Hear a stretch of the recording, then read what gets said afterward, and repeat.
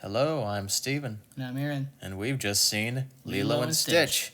New film that's out in theaters right now, starring Sydney Elizabeth Agudong, Billy Magnuson, Chris Sanders, Courtney B. Vance, Zach Galifianakis, and Maya Kealoha. And it is directed by Dean Fleischer Camp. So I had absolutely zero faith in this going in. Like long before we even saw this, when this was announced, I had no interest in this. Didn't want to see it. Saw it purely out of obligation. Nothing about it made me interested. Not even the choice of director. I remember you were slightly more, I don't know if optimistic is the word. Yeah, When it's directed and by Dean Fleischer Camp, who was the writer director of Marcel the Shell with Shoes On, which Yeah. you and I both love. Yeah, one of the best films of that respective year. Not even that enticed me because I figured what they're going to do is he's just going to be a director for hire that is controlled by Disney, and they'll probably get some hack screenwriters to do the screenplay. I don't think the screenwriters to this thing even have like a Wikipedia page, so I don't know. No, I was looking this up. I believe this is their only credit. Is this remake? So they were basically, from what I understand, nobodies who were brought in to develop this originally for Disney Plus, and It shows.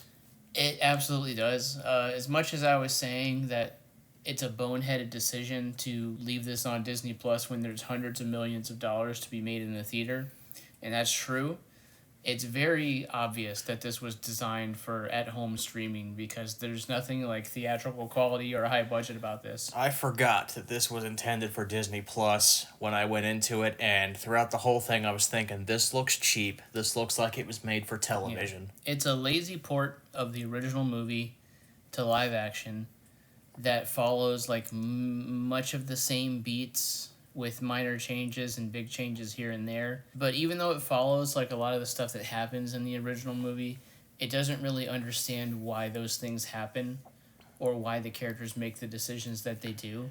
This felt like I was watching like nothing. Yeah. This left no kind of impression.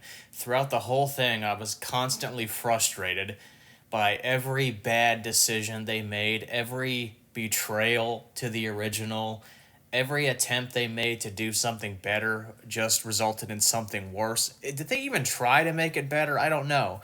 But it just resulted in a flat, empty, vacant abomination of a film. I hated this pretty much. Yeah, I thought it was terrible. I don't really think there's many redeeming qualities. It strips all the charm out of the original movie. It strips all the color out of the original movie. It strips the life, the culture, the music, the character, the kind of the energy of that movie. They try to retain some of it, but like the problem with doing kind of a cartoony, chaotic vibe in live action is that it just looks and sounds weird when human characters are doing this. The entire argument between Nani and Lilo is just, it's grating, and it's acted poorly, it's directed poorly. The first big blowout they have. Yeah. Yeah, not only that, it was super rushed. Mm-hmm. It felt like it was played for laughs. It had this horribly out of place music in the background.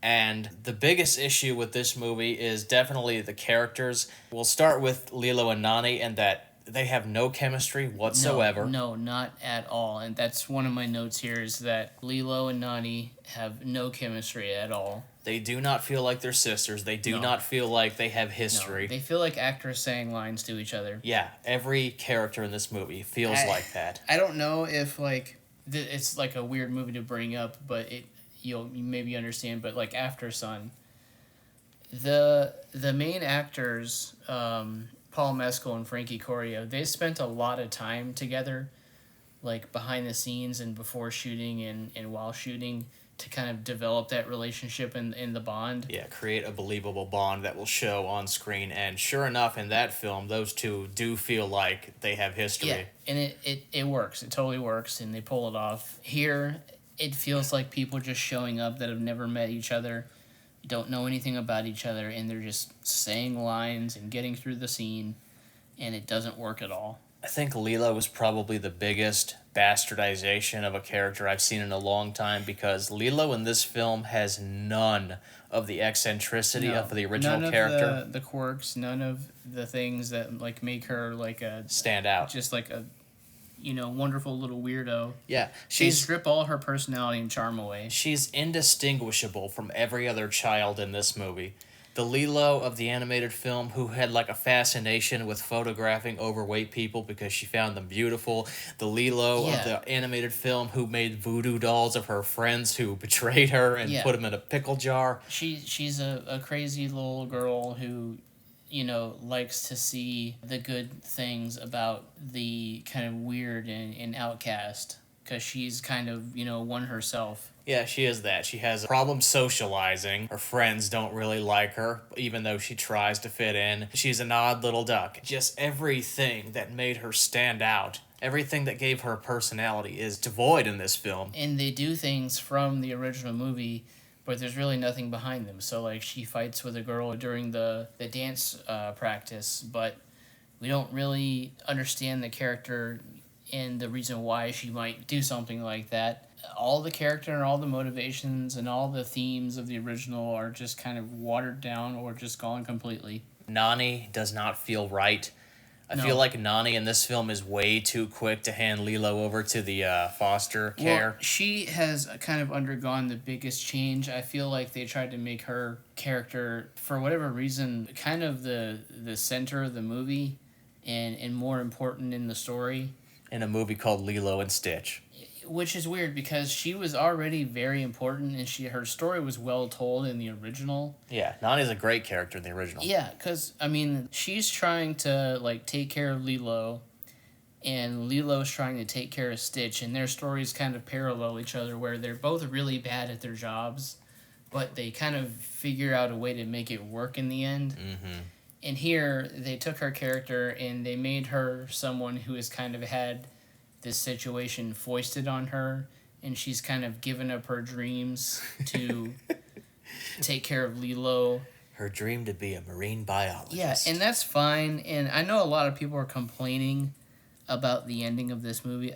I actually don't really mind it that much just because they do set the character up in this kind of way. It makes sense, it's realistic, and they have a way to negate kind of the sad parts of this movie by the end anyway, so it doesn't really matter. I do actually kind of take issue with the ending of it. I do feel like it kind of goes against the theme of family being together. That's the thing is like it's hardly even a theme in this remake. True. It's not really well established. It's not set up. I forgot just how much of Stitch arc has been cut. Yeah, Stitch as a character is like severely diminished too.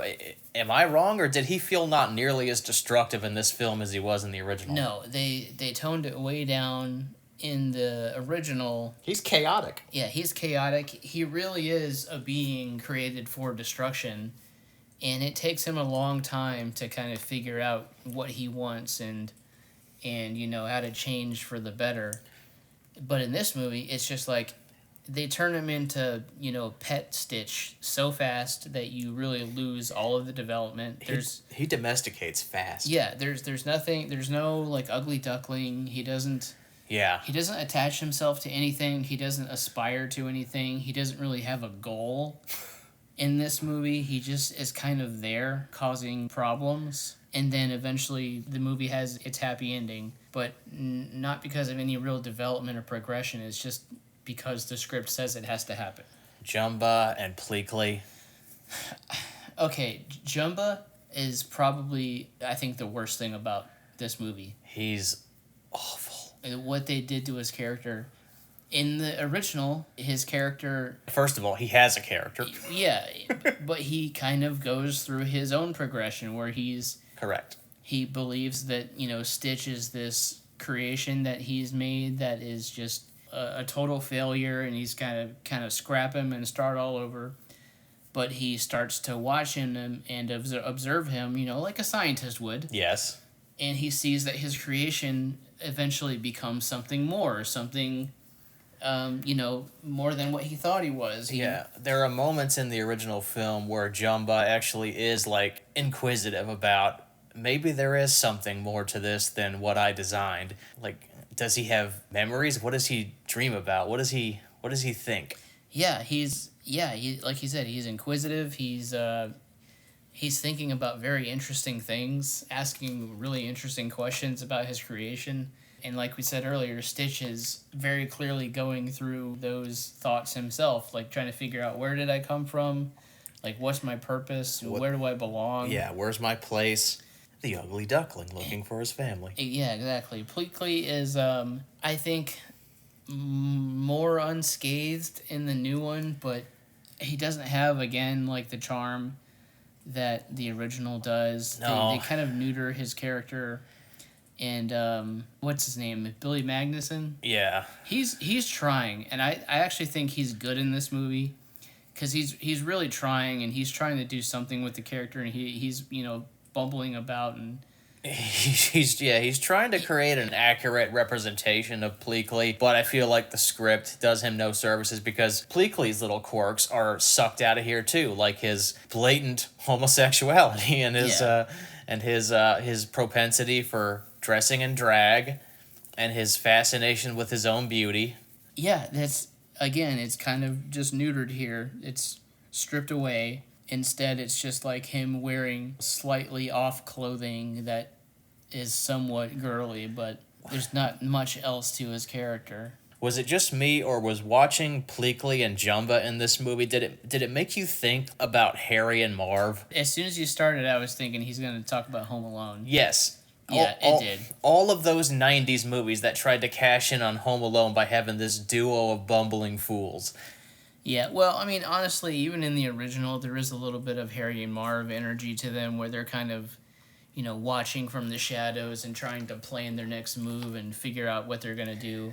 Yeah, but here, it feels like just a straight up ripoff of what they were doing. yeah, Harry and Marv were like genuine original characters, and then there was a bunch of ripoffs in the 90s. And here, same thing with this. Pleakley and Jumba felt like genuine original characters who had their own little interesting dynamic. And then this live action version of Pleakley and Jumba feel like the knockoff versions from all those terrible 90s movies. Yeah.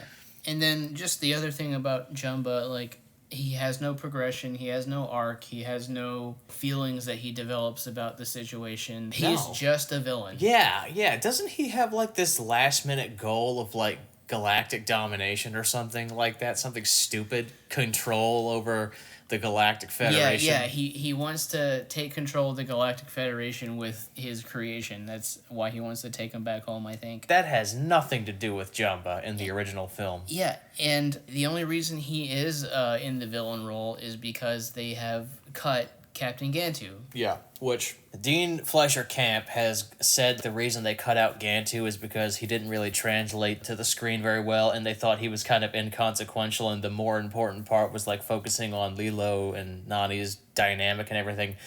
That right there is grade A bullshit. The reason Gantu is not in this film is the same reason why Jumba and Pleakley are live action actors for most of it. Cha-ching! Budget. Money. Yeah. They didn't Yeah. have the money to create Gantu for extended periods of time. And it's the same reason why the opening scene of this movie is like so rapid paced. Yeah, they want to get through it as quickly as possible. It's like, oh shit, this CGI costs money. What do we do? Okay, let's make the opening sequence as quick as possible. Go. Yeah, the original kind of takes its time, but it doesn't also... Well, this movie also does the thing where it moves at a rapid pace, but it's also like extending everything that it does. So a run-on joke has to go on for 20 minutes before we can move on to the next line of dialogue. That opening sequence in the animated film, I think it's like 10 minutes. It's probably 10 or so minutes. Yeah, it's the opening 10 minutes. It introduces all the space characters before we move to Hawaii. And this, I think it's like 4 or 5 minutes. It's so fast. I don't know. It felt like it took a very long time to get Lilo and Stitch together in this new one. And I know we've said in these like remakes before that they should be trying to do something new and not just be the original movie. And it sounds like we're complaining because it's not the original movie. Yeah. But the problem is, like, they haven't replaced anything in the old movie with anything new or better. No. They've hardly tried any new ideas. which at the very least I could praise them for kind of taking their own spin on the movie. And I feel like maybe if this had like a bigger budget and was planned for theatrical from the beginning, and maybe if Dean Fleischer Camp had a writing credit and actually got to write the story himself, maybe we could have come up with something. Yeah, the reason why they don't do anything new and the reason why they don't do anything more like the original is for the same reason. Limited budget. Yeah. Yeah, so Gantu's gone, so the villain role is filled by Jumba. Oh, and another thing is the original film is 85 minutes long. This film is 108 minutes. They had more time and they couldn't fit Gantu's big ass in there. Yeah, and somehow everyone is less developed. They did add a proper social worker, and they split the character of Bubbles into two.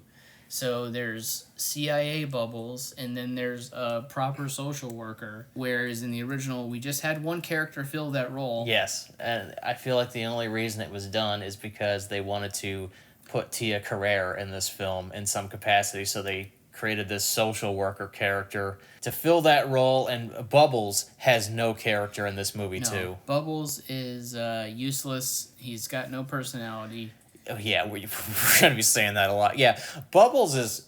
He's a good guy in the original. Like, he's tall and imposing, and he seems threatening, but he has nothing but the best intentions. Yeah, he really wants this to go right.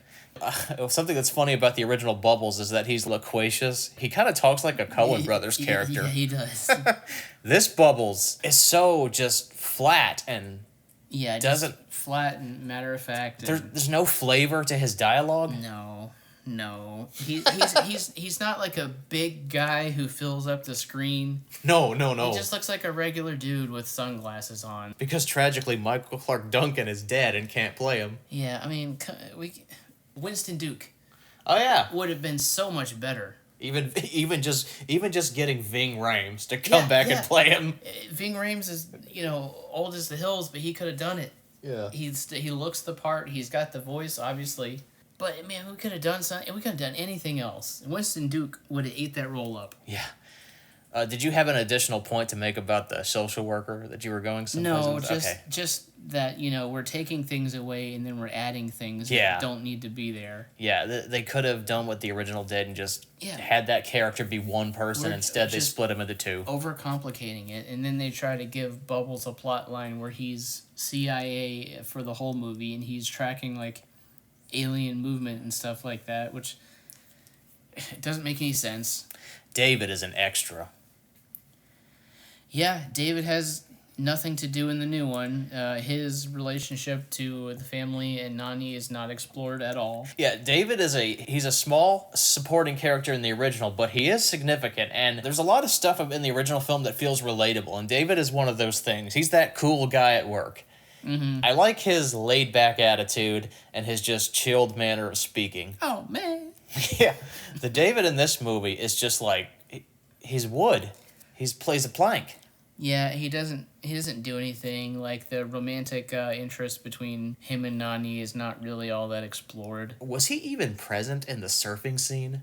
I honestly don't remember. He was. I'm almost 100% sure that he was, even though he might as well have not been there. I mean, they tried to do something else with Nani, too, where she's, like, really good at surfing, and she was, like, a surf star, and she was going to be the next big surfer person, and she trained for, like, competitions and stuff, so she has skills that get put to use later in the movie. Yeah, it's something that pays off in the end. Yeah, but...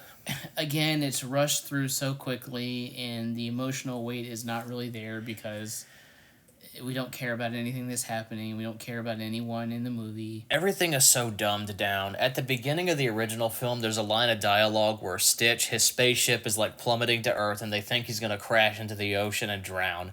And they say the water increases his molecular density. In this film, when the ground councilwoman says that line, the water will increase his molecular density, the aliens around him are like dumbfounded, like, what does that mean? And then she has to say, it means he'll get heavy and drown. Yeah. Because they have no respect for the audience's intelligence, so this version has to, like, talk to you like you're a dipshit. Yeah. The music is vital to the original. adds so much to Well, the atmosphere. it's a big part of Who Lilo is. Lilo. Yeah, Lilo is a character in kind of the culture of the area. Elvis is a big figure in general, but he did a lot of stuff over there, and Yeah, Lilo. Lilo loves his music. Yeah, she's an Elvis fan. She likes hula dancing. She that Hawaiian music all throughout the movie.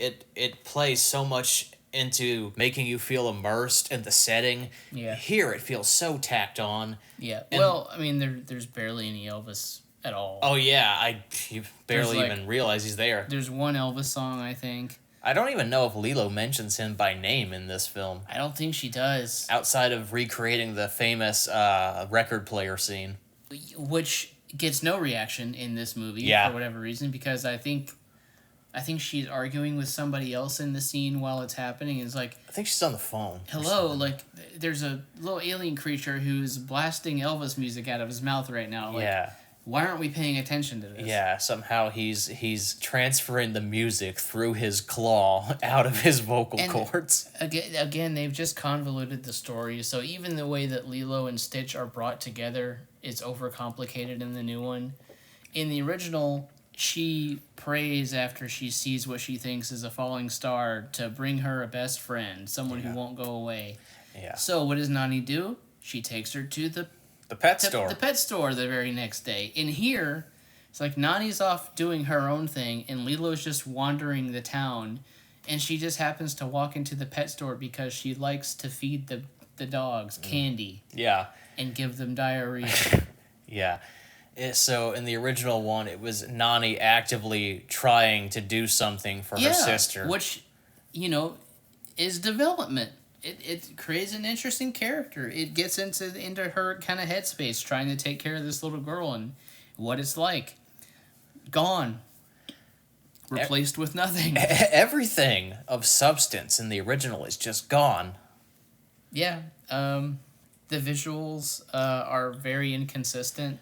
I think Stitch is clearly where all the money went. Yeah, that's... Because Jumbo looks terrible. Bleakley looks terrible. The councilwoman lady. Every time the Grand Councilwoman was on screen, I felt like I was watching a cutscene from Ratchet and Clank. Yeah. And when she eventually has to interact with the real world and real human beings, It looks like shit. it's weird. It looks like suddenly we're watching real life and cartoon images together. Hawaii is such a lush, fertile environment, and in here everything looks dead. It's flat and gray. You and I we rewatched the television series Lost recently, and that show was filmed in Hawaii, and Hawaii in that show is beautiful It's and green. green. The green is green. Green, like the Jolly Green Giant, like the Hulk's fist. Well, you see, for all that CG, they really need like flat, even lighting, and that makes the CG easier to composite, I guess. So everything is gray and blue. This film also has some of the worst cinematography I've seen in a while. Like, it looks so uncinematic. The shot composition is odd. Well, again, it was made for streaming at home, so I don't think they put real energy into that aspect of the movie. It was shot for home viewing and then converted into a theatrical release because they realized how much money they were leaving on the table. Yeah, Stitch is a license to print money. Yeah. This reminds me of Lady and the Tramp. Oh, yeah. Remember they did a live action remake of that? It went straight to Disney Plus. I always forget that happened. Yeah, that's kind of the vibe I was getting from this. Is like, this is just content that we were going to pump out, but then the leadership at Disney changed and they realized, oh shit, we can make a ton of money on this, so let's put it in theater. I just realized we're going to have to talk about that eventually. Eventually, yeah. Is there anything you liked? No. I already mentioned Billy Magnuson. I guess the kindest thing I can say is that the Grand Councilwoman was the closest any of these characters came to resembling their original counterpart. The voice actor actually did a good job. Yeah. What is her name? Hannah Waddingham or something? Yeah, Hannah Waddingham. She does a fine enough job, even though there's really not much to do. I actually had to look it up on the internet to see if it was the same actress, but no, the original actress, Zoe Caldwell, had passed away a while back. Yeah, Chris Sanders is still able to do the voice. Yeah, yeah. But his character's like severely diminished. I thought like for as badly as they kind of messed up her character, the main actress Maya Kealoha does a fine enough job as Lilo, but Nani, unfortunately, is I don't think performed well at all. I think the performance is like really bad actually. Yeah. From Yeah, I was not keen on her at all. I thought she was very flat and wooden. yeah, I think the main girl has she's got the energy and she's clearly having a good time doing this, but Yeah, I think she would have shined a lot more in the role had the character been more eccentric and given her more quirks. there's nothing really special about this character or out of the ordinary. But everybody in that movie's kind of outcast and a weirdo that ends up, finding each other. And here, it just everything's too normal and played too straight. Seriously, at the end of the original film, all the characters come together and they create an ohana. Yep. Yeah, even the characters that seemed like they were enemies at first, Jumba and Pleakley, Bubbles, they all unite in the end and become a big family. That's what it's all about. This one, Jesus Lord, no, just no. Yeah. I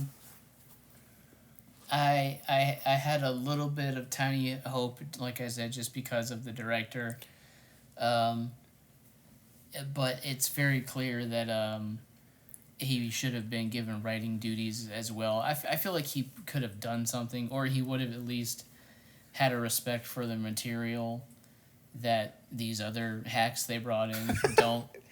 Because Marcel, you don't write and direct a movie like Marcel the Shell with like such a delicate touch, Yeah. and interesting themes and a mature way to explore them in a children's movie, and then make something like this.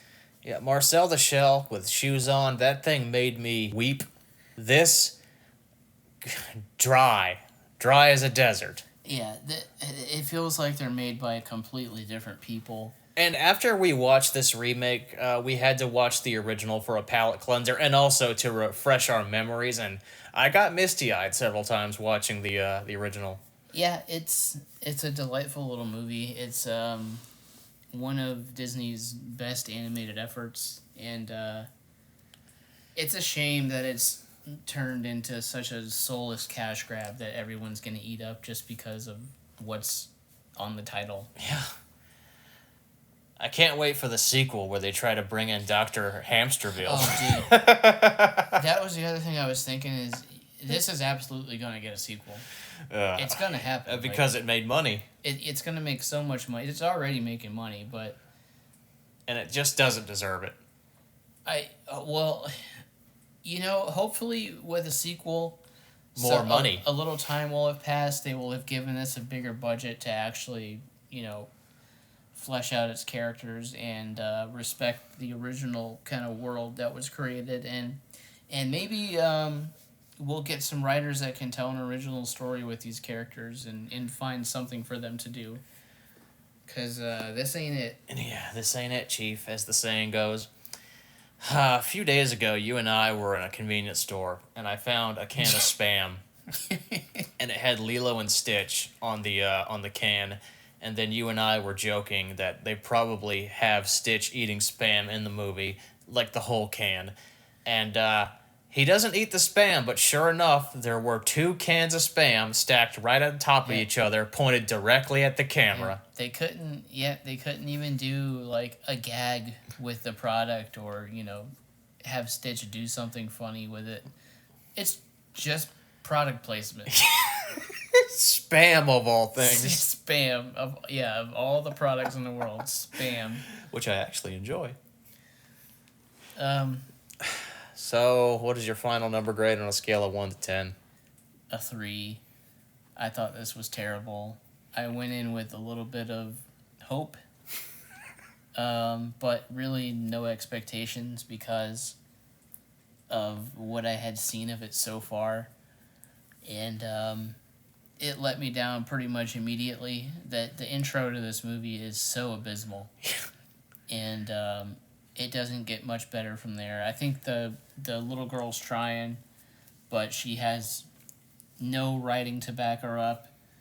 Nani's character is terrible. Jumba is a complete butchery. Bubbles is a non-factor. There's no Gantu. Pleakley's been diminished. Stitch has no arc. It just has nothing that made the original special. It's just a lazy, soulless cash grab. And no identity of its own. Nope. I give this a 1. I hated this. My face was in my palm many a time in that screening. I could not wait to rewatch the original. Yeah. Awful, awful movie. Embarrassing. Shameful.